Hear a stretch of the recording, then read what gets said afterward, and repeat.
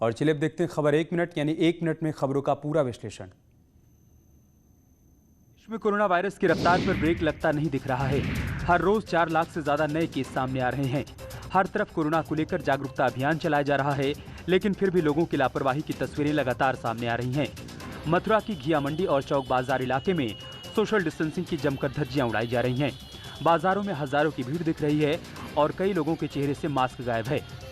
जो मास्क लगाए भी दिखे, उनके नाक और मुंह खुले नजर आए। ऐसी तस्वीरें डराने वाली हैं। वहीं कानपुर से भी कल भीड़ की ऐसी तस्वीर सामने आई थी। गोविंदपुरी सब्जी मंडी में लोग कोविड प्रोटोकॉल का मजाक उड़ाते हुए नजर आए। हालांकि न्यूज 18 पर खबर चलने के बाद प्रशासन ने कार्रवाई करते हुए सब्जी मंडी को बंद करवा दिया। उधर मेरठ में भी भीड़ कोरोना वायरस से बेखौफ नजर आई। यहाँ भी लोगों की भीड़ दिखी, जो अच्छे संकेत नहीं है। 2 दिन से ऑक्सीजन में राहत है। अभी तक ऑक्सीजन खत्म होने का दौर अस्पतालों में चल रहा था, लेकिन अब अस्पतालों को भरपूर ऑक्सीजन मिल रही है। लोग होम आइसोलेशन में हैं, उनको भी ऑक्सीजन दी जा रही है। तो ये एक बड़ी राहत, बड़ी खबर है। लेकिन न्यूज़ 18 लगातार यही अपील कर रहा है कि घर में रहिए, सुरक्षित रहिए और सरकार के साथ साथ आप भी आंदोलन में भागीदार बनिए, तभी जीती जा सकती है कोरोना से जंग। देश में 24 घंटे में 4,14,188 नए कोरोना के मामले सामने आए। वहीं 3,915 लोगों की मौत हो गई, जबकि 3,31,507 मरीज ठीक होकर घर लौट आए। उधर उत्तर प्रदेश में 24 घंटे में 28,076 नए कोरोना केस सामने आए, जबकि 24 घंटे में 33,117 लोगों ने कोरोना को मात दी। थोड़ी राहत के संकेत हैं कि प्रदेश में पॉजिटिविटी रेट में गिरावट देखी गई। 2,41,000 टेस्ट हुए हैं और 28,000 नए पॉजिटिव केसेस आए हैं। ये भी दिखाता है कि प्रदेश में जो पॉजिटिविटी रेट है, जो प्रदेश में कोरोना का टेस्ट में पॉजिटिविटी रेट है, वो भी कम होता जा रहा है और अब ये 10% के आसपास रह गया है, जो कि देश में अगर बाकी अन्य प्रदेशों से इसकी तुलना की जाए तो काफी कम है। अन्य कई प्रदेशों में इससे ज्यादा है। सरकार ने साफ किया है कि कोरोना को हराने के लिए तमाम कदम उठाए जा रहे हैं। सरकार ने लोगों से भी तमाम प्रोटोकॉल का पालन करने की अपील की है। कानपुर में रेमडेसिविर इंजेक्शन की कालाबाजारी करने वाले गिरोह का पुलिस ने पर्दाफाश किया है। रेल बाजार थाना इलाके में मेडिकल स्टोर मालिक दवा कंपनी के मेडिकल रिप्रेजेंटेटिव के साथ मिलकर गिरोह को चला रहा था। ये रैकेट एक रेमडेसिविर इंजेक्शन को 35 से 40 हजार में बेचता था।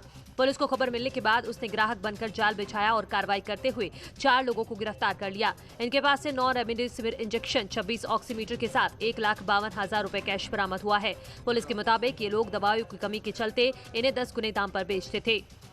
गणेश मेडिकल स्टोर के मालिक सीताचरण के द्वारा उनके मेडिकल रिप्रेजेंटेटिव अंशु और एक एजेंट अमरीश के द्वारा ये रेमडेसिविर को ब्लैक मार्केटिंग में 35 से 40 हजार रुपये में बेचा जा रहा था।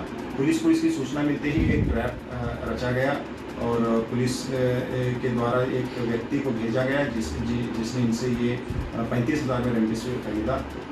उनसे पूछा गया तो गणेश मेडिकल स्टोर के मालिक सीताचरण के द्वारा ये इनको कई दिनों से इस तरीके का रेमडेसिविर प्रोवाइड किया जा रहा था और ये ब्लैक मार्केटिंग करके बेच रहे थे। इनके पास से अभी तक बेची गई इंजेक्शन की में से 1.5 लाख रुपए की रिकवरी भी हुई है। इटावा में पुलिस ने 3 शराब तस्करों को गिरफ्तार किया। आरोपियों से करीब 15 लाख की शराब बरामद की गई। क्राइम ब्रांच और पुलिस की साझा कार्रवाई में ये तस्कर गिरफ्तार किए गए। इनके पास से 49 पेटी अंग्रेजी शराब, 2 कार, 1,13,000 रुपए कैश और अवैध असलहे बरामद हुए। थाना इकदिल और एसओजी की टीम को सूचना मिली थी जिसमें 2 गाड़ियां पकड़ी गई हैं, स्विफ्ट डिज़ायर और स्विफ्ट VDI।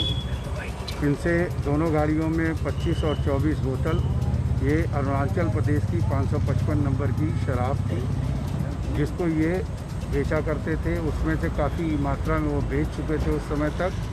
उनसे 2 गाड़ियाँ बरामद हुई हैं, एक पिस्तौल, कारतूस, साथ में 1,13,000 रुपये नगद भी बरामद हुए हैं और 3 लोग ये पकड़े गए हैं, जो कि 2 लोग रहने वाले यहाँ जनपद इटावा के हैं।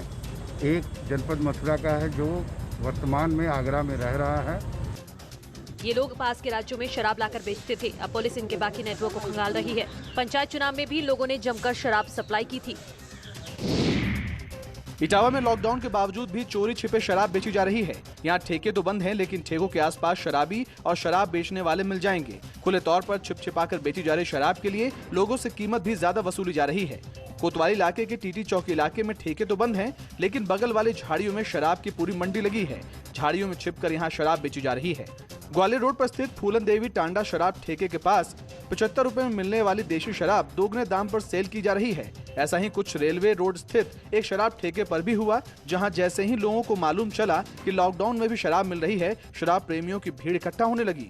शराबियों के जुटने की खबर जब पुलिस को लगी तो पुलिस की टीम मौके पर पहुंची, लेकिन तब तक दुकान बंद और शराबी फरार हो चुके थे।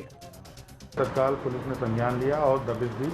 आबकारी विभाग के साथ मिलकर इसमें दबिश दी गई थी, जिसमें दोनों ही घटनाओं के जो वीडियो थे वो सत्य पाए गए और इसमें दोनों दुकानों के लाइसेंस निरस्तीकरण के लिए कार्रवाई की जा रही है और इसके साथ ही इनके ऊपर महामारी अधिनियम के तहत मुकदमा दर्ज किया गया है। हाथरस में जमीन विवाद में दो पक्षों में जमकर मारपीट और पथराव हुआ। बवाल में 8 लोग घायल हो गए, जिन्हें नजदीकी अस्पताल में भर्ती करवाया गया। पुलिस ने मामले में कार्रवाई करते हुए 9 लोगों को हिरासत में ले लिया। हसायन के बरसामई गांव में बवाल के दौरान पथराव के साथ फायरिंग भी की गई। पुलिस कह रही है कि वीडियो के आधार पर उपद्रवियों की पहचान की जा रही है, जिसके बाद उनके खिलाफ सख्त कार्रवाई की जाएगी। संज्ञान में आया कि दोनों पक्षों में पानी भरने व भूखंड के विवाद को लेकर गत रात्रि दोनों पक्षों की महिलाओं के बीच कहासुनी हुई थी, जिसके उपरांत दोनों पक्षों के पुरुषों में आज झगड़ा व मारपीट हो गई। पुलिस द्वारा तत्काल घायलों को उपचार हेतु CHC भेजा गया, जहां डॉक्टरों द्वारा प्राथमिक उपचार किया गया तथा घायलों की स्थिति खतरे से बाहर होना बताया गया। दोनों पक्षों की प्राप्त तहरीर के आधार पर तत्काल थाना हसायन पर सुसंगत धाराओं में अभियोग पंजीकृत कर लिया गया है। पुलिस द्वारा त्वरित कार्रवाई करते हुए दोनों पक्षों के झगड़ा करने वाले 9 व्यक्तियों को हिरासत में ले लिया गया है। चश्मदीद बताते हैं कि जिस तरह पथराव के साथ फायरिंग हो रही थी, उससे कई लोगों की जान जा सकती थी, लेकिन गनीमत रही कि कोई हताहत नहीं हुआ। गोरखपुर की नई बाजार पुलिस चौकी पर आगजनी के मामले में पुलिस ने सख्त कार्रवाई की है। पुलिस ने 60 नामजद के साथ 500 अज्ञात लोगों के खिलाफ FIR दर्ज की है। इस मामले में पुलिस ने 18 आरोपियों को जेल भेज दिया। दरअसल बुधवार की शाम प्रत्याशियों के समर्थकों ने नई बाजार पुलिस चौकी को आग के हवाले कर दिया था, जिसमें वहां खड़ी कई गाड़ियां आग की चपेट में आ गई थीं। ब्रह्मपुर ब्लॉक के वार्ड नंबर 60 और 61 के जिला पंचायत सदस्य चुनाव परिणाम को लेकर विवाद हो गया था। थाना जगह क्षेत्र में चौकी नई बाजार में जो कल उपद्रवियों के द्वारा क्षतिग्रस्त किया गया है, PSC की गाड़ियों को क्षतिग्रस्त कराया गया है, उसमें 2 FIR रजिस्टर हुआ। 60 नामजद एवं 500 अज्ञात लोगों के खिलाफ FIR दर्ज हुआ, जिसमें 18 लोगों के गिरफ्तारी आज हुई है, जिनको न्यायिक हिरासत में भेजा गया है। बाकी जो अज्ञात एवं नामजद लोगों को तलाशी की जा रही है। वहाँ मौके पर हुई फोटोग्राफी एवं वीडियोग्राफी में जो अज्ञात लोग आए हैं, उनकी चेहरा पहचान कराया जा रहा है। तत्काल उनकी गिरफ्तारी है तो अलग अलग टीम्स बनाए गए हैं। पुलिस कह रही है कि उपद्रवियों के खिलाफ ऐसी कार्रवाई की जाएगी जो नजीर बन सके। बागपत में चोरी करने आए बेखौफ अपराधियों ने ATM ही उखाड़ डाला। इन लोगों ने ATM को उखाड़कर 7 लाख रुपए निकाल लिए। बताया जा रहा है कि बदमाश ATM को काटने के लिए गैस कटर लेकर आए थे। स्थानीय लोग भी हैरान हैं कि कैसे चोर पूरा ATM काटकर लाखों रुपए निकाल कर ले गए और पुलिस को भनक भी नहीं लगी। काठा गांव में मेन रोड पर ही कैनरा बैंक का ATM है। किरकिरी के बाद पुलिस एक्शन में दिख रही है और जल्द से जल्द कैश रिकवर करने के साथ आरोपियों को भी पकड़ने का भरोसा दे रही है। मुजफ्फरनगर में एक लड़के ने अपने भाई को मामूली विवाद में गोली मार दी। मीरापुर थाना इलाके के किकोड़ा गांव में आरोपी ने अपने सगे भाई को गोली मारकर घायल कर दिया। वारदात के बाद आरोपी मौके से फरार हो गया। बताया जा रहा है कि हेमराज का अपने भाई मदन से खेत में लगे पेड़ को लेकर मामूली विवाद हो गया था, लेकिन देखते ही देखते विवाद इतना बढ़ गया कि उसने भाई को गोली मार दी। घायल को जिला अस्पताल से मेरठ के लिए रेफर कर दिया गया है। मीरापुर थाना क्षेत्र के कैथोड़ा गाँव में 2 भाइयों के बीच में यूकेलिप्टस के पेड़ को लेकर के कुछ विवाद हुआ और उसी विवाद में एक भाई ने दूसरे भाई को गोली मारी है। पेट में गोली लगी है, उसको इलाज के लिए मेरठ ले जाया गया है, जहाँ पर इसका इलाज चल रहा है। इसकी विस्तृत जांच की जा रही है, अभियोग पंजीकृत किया जा रहा है और दोषियों की गिरफ्तारी के प्रयास किए जा रहे हैं। अतिशीघ्र दोषी को गिरफ्तार कर लिया जाएगा। क्या नाम है जिसको गोली लगी है? जिसको गोली लगी उसका नाम मदन है। तो जिसने मारी है? अभी तक जो जानकारी में आया कि हेमराज ने गोली